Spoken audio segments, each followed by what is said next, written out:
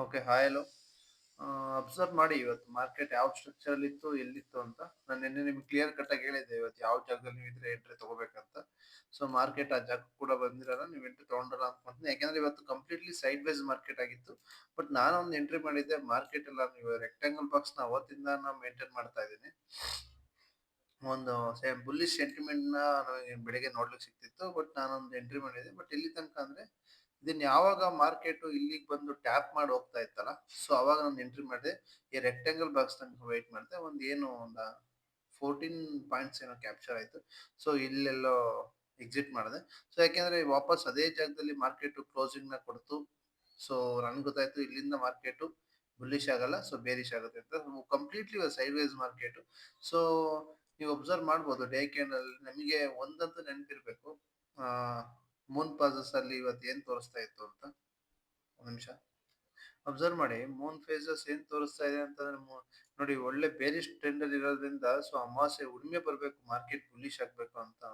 So ಅವಾಗ ನಾವೇನಾದ್ರು bullish ಕಡೆ ಪ್ಲಾನ್ ಮಾಡ್ಬೇಕಾಗತ್ತೆ. ತುಂಬಾ ಸ್ಟ್ರಾಂಗ್ ಬುಲ್ಲಿಶ್ ನ ನಾವು ಹೋಲ್ಡ್ ಮಾಡ್ತೀವಿ, ನಾವು ಆತರ ಲಾಂಗ್ ಕ್ಯಾಪ್ಚರ್ ಮಾಡ್ತೀವಿ ಅಂದ್ರೆ ಸ್ಟ್ರಾಂಗ್ ಬುಲ್ಲಿಶ್ ನ ವೆಯ್ಟ್ ಮಾಡ್ಬೇಕಾಗತ್ತೆ. ಯಾಕಂದ್ರೆ ಆ ಯಾವಾಗ ಈವ್ನಿಂಗ್ ಅಂದ್ರೆ ಏನು ಅಮಾವಾಸ್ಯೆ ಉಣ್ಮೆ ಬರುತ್ತೆ, ಸೊ ಅವಾಗಿಂದ ಮಾರ್ಕೆಟ್ ಬುಲ್ಲಿಶ್ ಕಡೆ ಹೋಗೋ ಪ್ಲಾನ್ ತುಂಬಾ ಇದೆ.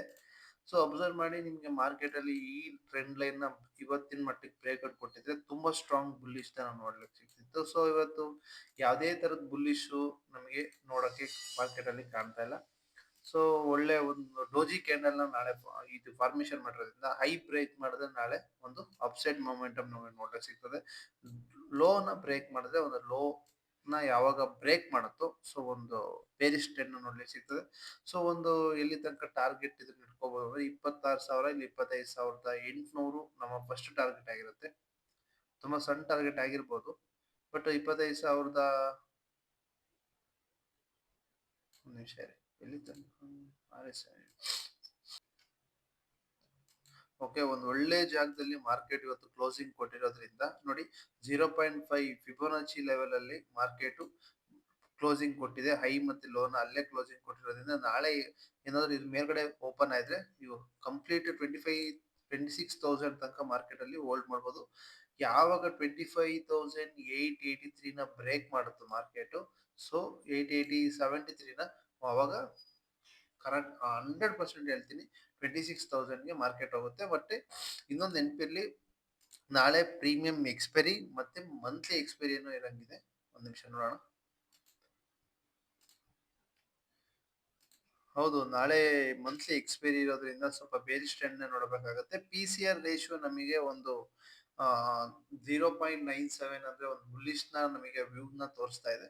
ಸೊ PCR ರೇಷಿಯೋನ ಒಂದನ್ನೇ ನಾವು ವ್ಯೂ ಅಲ್ಲಿ ಇಟ್ಕೋಬಾರ್ದು. ಒಂದು ಮೂನ್ ಫೇಸ್ ನಮಗೆ ಬೇರಿಶ್ ತೋರಿಸ್ತಿದೆ. ನಾಳೆ ಎಕ್ಸ್ಪೈರಿ ಮಂತ್ಲಿ ಎಕ್ಸ್ಪೈರಿ ಬೇರೆ ನಿಫ್ಟಿದು. ಸೊ ನೋಡೋಣ ಯಾವ ತರ ಆಗುತ್ತೆ. ಇದನ್ನ ಹೈ ಬ್ರೇಕ್ ಮಾಡೋ ತನಕ ಯಾವುದೇ ಡಿಸಿಷನ್ ನೀವು ತಗೋಬೇಡಿ. ಲೋ ಏನಾದ್ರು ಮಾರ್ಕೆಟ್ ನಿಮ್ಗೆ ನಾಳೆ ಬೆಳಿಗ್ಗೆ ಗಿಫ್ಟ್ ನಿಫ್ಟಿ ನೋಡಿದಾಗ ಕಾಣಿಸ್ತು ಅಂದ್ರೆ ಇದು ಕೆಳಗಡೆ ಅಂತ ಕಂಪ್ಲೀಟ್ ಆಗಿ ಇಲ್ಲಿ ತನಕ ನೀವು ಹೋಲ್ಡ್ ಮಾಡ್ಕೋಬಹುದು. ಏನಾದ್ರೂ ಮಾರ್ಕೆಟ್ ಅಲ್ಲಿ ನಾಳೆ ಒಂದು ಕ್ಯಾಂಡಲ್ ಕ್ರಿಯೇಟ್ ಆದ್ರೆ ಇದ್ರ ಲೋ ಬ್ರೇಕ್ ಆದಾಗ, ಯಾವಾಗ ಇದ್ರ ಲೋನ ಮಾರ್ಕೆಟ್ ಏನಾದ್ರು ನಾಳೆ ದಿನ ಬ್ರೇಕ್ ಮಾಡಿದ್ರೆ ನೀವೊಂದು ಬೇರಿಶ್ ಟ್ರೆಂಡ್ ಅಲ್ಲಿ ಒಂದು ಟ್ರೇಡ್ ನ ಎತ್ಕೋಬಹುದು.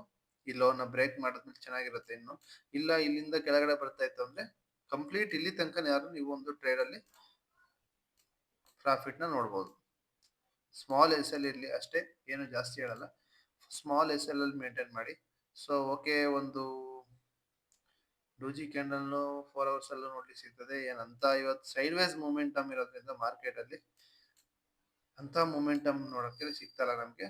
ನೋಡೋಣ ಈ 5 ಮಿನಿಟ್ ಅಲ್ಲಿ ಯಾವ ತರ ಸ್ಟ್ರಕ್ಚರ್ ನ ಮಾರ್ಕೆಟ್ ಇವತ್ತು ಮಾಡಿದೆ ಅಂತ.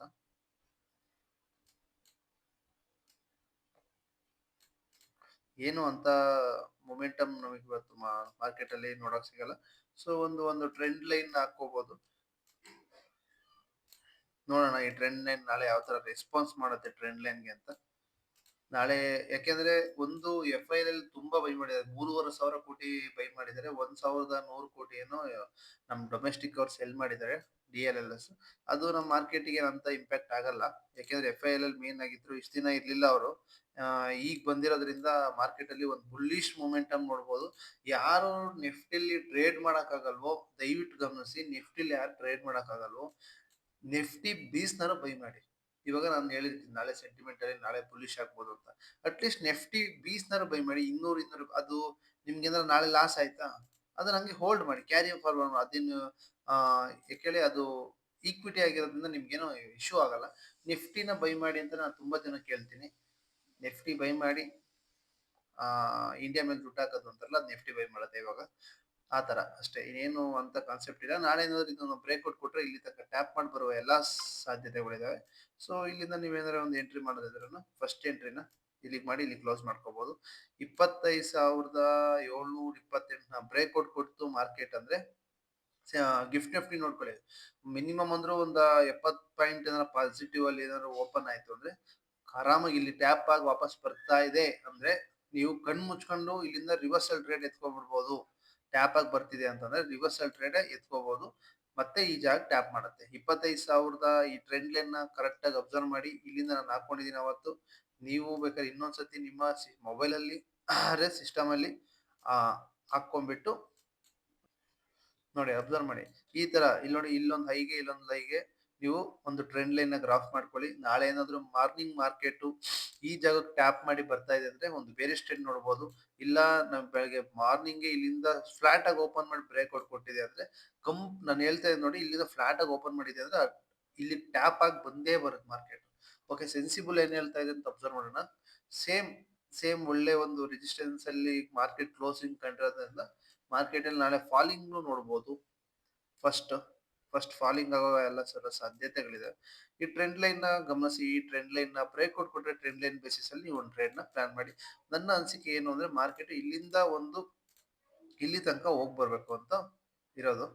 ಯಾಕೆಂದ್ರೆ ನೋಡಿ ಒಂದು ಸ್ಟ್ರಾಂಗ್ ಇಲ್ಲಿಕ್ಕಿಂತ ಜಾಸ್ತಿ ಸೆಲ್ಲಿಂಗ್ ಇಲ್ಲಿ ನಡೆದಿದೆ. 1.55 ಕ್ರೋರ್ ಇಲ್ಲಿ ನೋಡಿ 1.28 ಕ್ರೋರ್ ಇಲ್ಲಿಂದ ಕಾಲ್ ನ ಸೆಲ್ ಮಾಡಿದ್ದಾರೆ.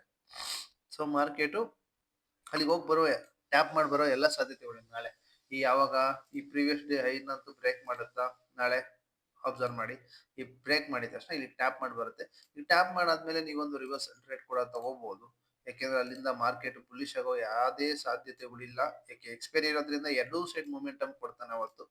ಸೊ ನೀವು ಅಬ್ಸರ್ವ್ ಮಾಡಿ ಮತ್ತೆ ಈ ಜಾಗಕ್ಕೆ ಬಂದು ಟ್ಯಾಪ್ ಮಾಡೋ ತನಕ ನಾಳೆ ಒಂದು ಒಳ್ಳೆ ಮೊಮೆಂಟಮ್ ಕೊಡುವ ಎಲ್ಲ ಸಾಧ್ಯತೆಗಳಿದೆ. ಯಾಕೆಂದ್ರೆ ಇದು ಬ್ರೇಕ್ ಕೊಟ್ಟಂಗೂ ಆಗುತ್ತೆ. ಬ್ರೇಕ್ ಕೊಟ್ರೆ ಇಲ್ಲಿಗೆ ಹೋಗಿ ಟ್ಯಾಪ್ ಮಾಡೋ ಬರುತ್ತೆ. ವಾಪಸ್ ಟ್ಯಾಪ್ ಮಾಡಿದ್ರೆ ವಾಪಸ್ ರಿವರ್ಸ್ ಆಗ್ಬೇಕು. ಯಾಕೆಂದ್ರೆ ಇಲ್ಲಿಂದ ಮೇಲ್ಗಡೆ ಅಂತ ಬೇರಿಶ ಬರೋ ಅಂತ ಸಾಧ್ಯತೆ ಇಲ್ಲ. 26,000 ಮಾರ್ಕೆಟ್ ಹೋಗ್ಬೇಕು ಅವಾಗಷ್ಟೇ ಸ್ಟ್ರಾಂಗ್ ಬೇರಿಶ್ ಇರೋದು. ನಾಳೆ ಹೋಗುವ ಯಾವುದೇ ಸಾಧ್ಯತೆಗಳಿಲ್ಲ.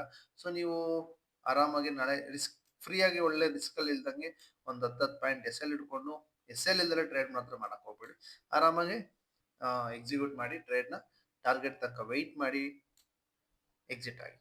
ಓಕೆನಾ. 25,800 ಸ್ಟ್ರಾಂಗ್ ರೆಸಿಸ್ಟೆನ್ಸ್ ಆಗಿದೆ ಇವಾಗ ಈ ಮಾರ್ಕೆಟಿಗೆ.